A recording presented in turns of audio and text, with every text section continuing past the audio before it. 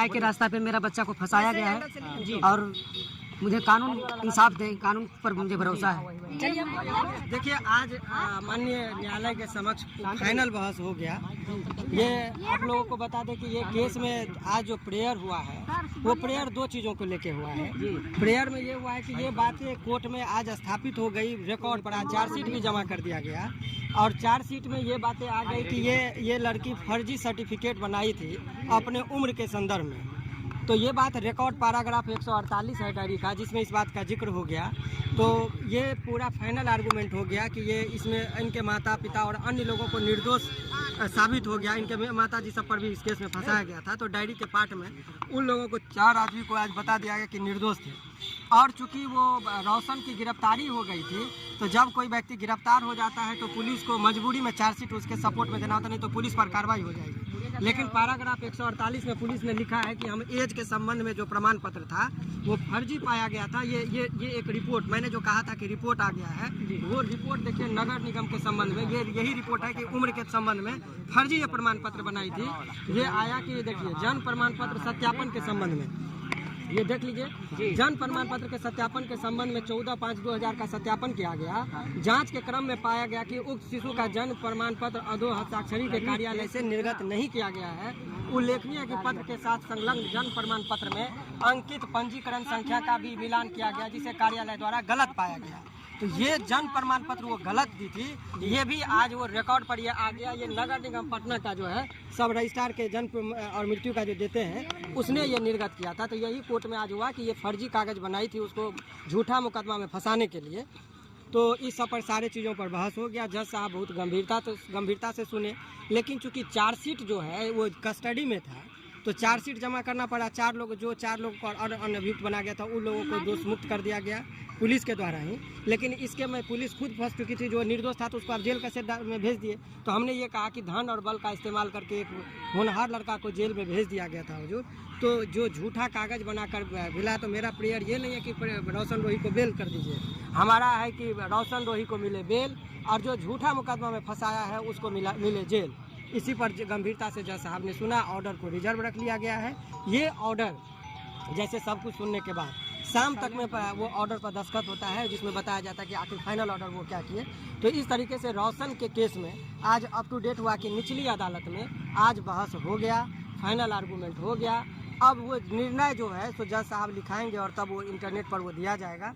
तो आज शाम तक में आप लोगों को पता चल जाएगा कि अब इनके संबंध में यदि वो एज प्रमाण पत्र, चूँकि हमने एक ऐसा मांग कर दिया है कोर्ट में कि इनको बेल के साथ साथ जो पीड़िता ने झूठा और फर्जी सर्टिफिकेट बनाया था उनको जेल होना चाहिए। तो इसके संबंध में वो न्यायालय को यदि लगेगा कि नहीं यहीं से हमको करना है तो ठीक है, अन्यथा उनको लगेगा कि नहीं हाई कोर्ट से भी वो संदर्भ ले, चूँकि ये तो प्रमाणित हो गया कि उसने फर्जी प्रमाण पत्र लगाया था। ये जितना भी रिकॉर्ड है कहिएगा तो एक पैराग्राफ डायरी में जब आप लोग आइएगा तो आपको हम बता देते हैं कि देखिए 3-4 पैराग्राफ है। लड़की के माता पिता का भी बयान है। उसने भी ये कहीं नहीं कहा कि हमारी बच्ची के साथ दुष्कर्म हुआ। उसने कहा कि ये प्यार मोहब्बत करती थी, शादी करना चाहती थी, लड़का शादी से इनकार कर दिया, इसीलिए ये गलतफहमी में केस कर दी। ये इनके पिताजी का ही बयान है। ये बयान जो है आपको शादी करना 83 पैराग्राफ है। आपको एक लाइन हम इनके भाई का बयान खाली पढ़ के सुना देते हैं ताकि आप लोगों को ये पता चल जाए कि रोहित उसकी पीड़िता का भाई का बयान है, जिसमें उसने कहा कि रोशन के विरुद्ध, ये देखिए, बहन को लड़ाई झगड़ा करके केस में अकेले ही छोड़कर भाग गया, जिसके कारण इनकी बहन काफ़ी परेशान होकर रोशन के विरुद्ध केस किया। आगे बता के हालांकि इनकी बहन रोशन से शादी करना चाहती थी, इसलिए केस हो जाने के उपरांत इनकी बहन रोशन से परिजन की उपस्थिति में मंदिर में ये कर दिया। मैंने शादी करना चाहती थी इसीलिए ये केस किया गया था। ये रिकॉर्ड में भी इसके भाई का बयान है, इसके माता पिता का भी बयान है। आपको बताइए, किसी भी एक बहुत ही अच्छी बात है, इनके माता पिता के प्रति भी हम आभार हैं कि आज तक वो कभी कोर्ट में नहीं आए, क्योंकि वो भी नहीं चाहते थे कि कोई व्यक्ति झूठा मुकदमा में केस में फंसे। तो इनके इसमें डायरी जब पुलिस उनके माता पिता के पास गई, अब किसी भी व्यक्ति के साथ इतना बड़ा घटना किसी के बच्ची के साथ हो जाएगा तो उसके माता पिता सबसे आगे रहेंगे। लेकिन लड़की के माता पिता ने कोर्ट में भी और थाना पर भी आने से इनकार कर गए और वो बोले कि नहीं, इस तरह का केस जो है हमारा बहुत, पुलिस लिखी है कि हम बहुत खुशामद किए कि बयान दीजिए आपके बच्ची के साथ क्या हुआ। तब बोली कि ये प्यार मोहब्बत था, शादी नहीं किया, इसीलिए हमारी बच्ची ने केस कर दी। पीड़िता ने स्वयं भी एक जगह पुलिस को कहा कि हम प्यार करते थे इसीलिए केस किए। यानी कि रेप की जो बातें कही गई थी वो सरासर गलत था और झूठा मुकदमा में गंभीर रूप से आरोप को बनाने के लिए वो षड्यंत्र करके विभाग में जाकर एक फर्जी कागज बना ली जन्म प्रमाण पत्र का स्कूल में और बोली कि सब कागज जल गया। और एक चीज़ बताइए कि कोई व्यक्ति का आज तक 31 तारीख महीना में अधिकतम 31 दिन होता था, एगो सर्टिफिकेट निर्गत की तो जब चोर के दारी में तिनका की बात आप लोगों ने सुना तो 80/10/2012 का एगो कागज है, यानी कोई महीना में 80 तारीख होता है तो 30 तारीख को 8 बनाई हो, लेकिन 0 को तो 1 नहीं कर पाई तो जो 30 तारीख होना चाहिए था वो 80 तारीख बन गया जल्दबाजी के चक्कर में। तो जज साहब भी उसको बहुत गंभीरता से लिए, बहुत गुस्सा हो गए वो कि अपने भाव को तो वो बताते हैं। तो इस तरीके से इस पूरे केस में शाम तक का इंतजार करिए। अब देखिए हाई कोर्ट से यदि कंसल्ट करना पड़ा, चूँकि उसको जेल भेजने की बात आ गई है तो वो अब जज साहब उस पर चूँकि सुप्रीम कोर्ट का भी 4-5 जजमेंट हम लोगों ने लगाया है, तो ऐसे परिस्थिति में शाम तक का आप लोग को वेट करना है। सर शाम में क्या कुछ होगा? आज ही मिलेगा कि सर हाई कोर्ट से फिर मिलेगा? नहीं, वो जजमेंट का ऑर्डर आज शाम में अपलोड करेंगे।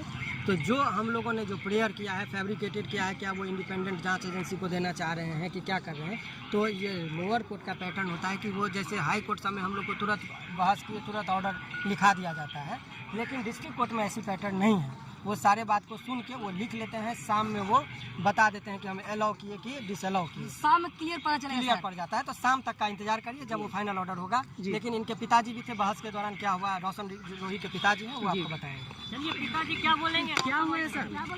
तो कानून पर भरोसा मुझे है, कानून मुझे इंसाफ दिलाएंगे और सर पे विश्वास है कि सर हमें न्याय के रास्ता पे मेरा बच्चा को फंसाया गया है और मुझे कानून इंसाफ दे, कानून पर मुझे भरोसा है। चलिए हम बात करें, एक बार सवाल करेंगे। रोशन रोही के आप पिताजी हैं, इतने सारे तारीख पे आप आए, लेकिन आज के तारीख में आपके आंखों में काफी नमी था, काफी भावुक थे कि कहीं न कहीं आज मेरा बेटा जेल से बेल पर बाहर आएगा। एक पिता का क्या दुख था, बताइए हमारे करोड़ों चाहने वाले फैंस को।